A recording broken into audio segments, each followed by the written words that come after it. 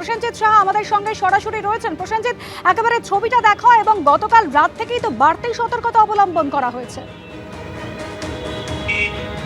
একেবারে এই মুহূর্তে আমরা রয়েছি পুলিশ হেডকোয়ার্টারের সামনে এবং সেখান থেকে কিন্তু আর মাত্র কয়েক কিলোমিটার দূরে হয়েছে আগরতলা স্থলবন্দর এবং যার ওপারে রয়েছে আখাউড়া সীমান্ত, যেখানে বিএনপির 3টি শাখা সংগঠনের আগরতলা চলো অভিযানের ডাক দেওয়া হয়েছে। এবং জানিয়ে রাখি যে এই বিষয়টাতে নিয়ে কিন্তু প্রশাসনের তেমন একটা চিন্তার কোনো কারণ নেই বলে জানিয়েছে, কিন্তু তারপরও বাড়তি একটা নজরদারি রয়েছে।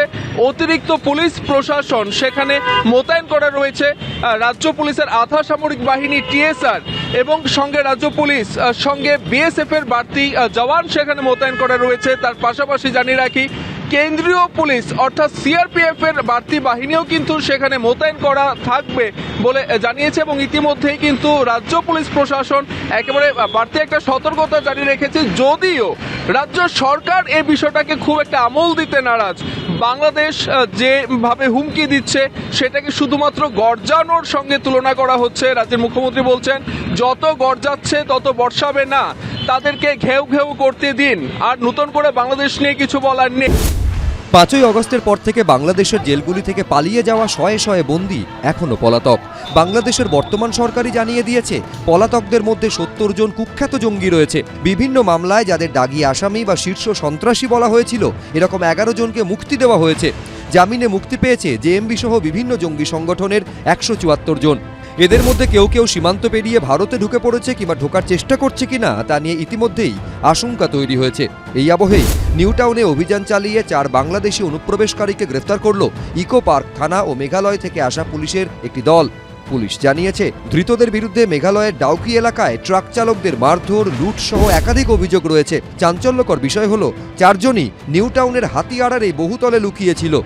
মোবাইলের টাওয়ার লোকেশন এবং বিভিন্ন সূত্রের মারফতে পুলিশের কাছে খবর আসে এবং তার ভিত্তিতেই এই অ্যাপার্টমেন্টের ভেতর তল্লাশি অভিযান চলে এবং এখান থেকেই 4 জন বাংলাদেশিকে মেঘালয় পুলিশ ইকো পার্ক থানার অ্যাসিস্ট্যান্সে গ্রেফতার করেছে।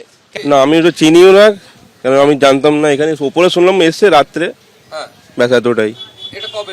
পরশু দিনকে এসে পুলিশ তুলে নিয়ে গেল। হ্যাঁ, খাস কলকাতার বুক থেকে 4 বাংলাদেশি অনুপ্রবেশকারী গ্রেফতারের ঘটনায় নিরাপত্তা নিয়ে প্রশ্ন উঠতে শুরু করেছে। এদের বিরুদ্ধে কেস হয়, কে করবে কেস? কটা কেস হয়েছে? বিএসএফ কি রেশন কার্ড, ভোটার কার্ড এগুলো করে দিচ্ছে নাকি? পাসপোর্ট বিএসএফ করে দিচ্ছে, এনকোয়ারি কারা করছে? সাপোর্ট আছে।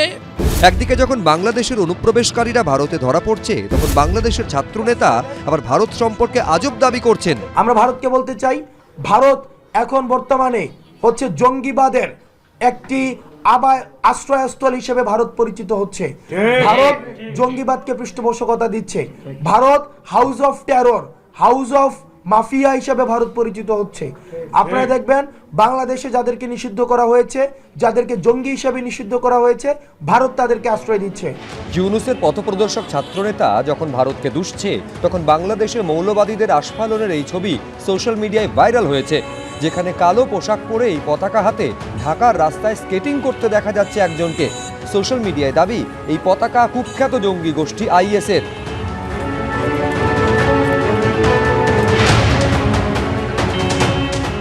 ভাইরাল হওয়া চট্টগ্রামের একটি ভিডিওতে দেখা গেছে পতাকা হাতে মিছিল একেবারে শহরের ভেতরে ঢুকে পড়েছে।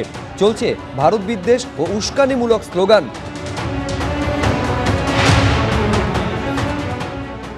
মৈক ঠাকুর চক্রবর্তী, কৃষ্ণেন্দু অধিকারী, দীপক ঘোষ, এবিপি আনন্দ।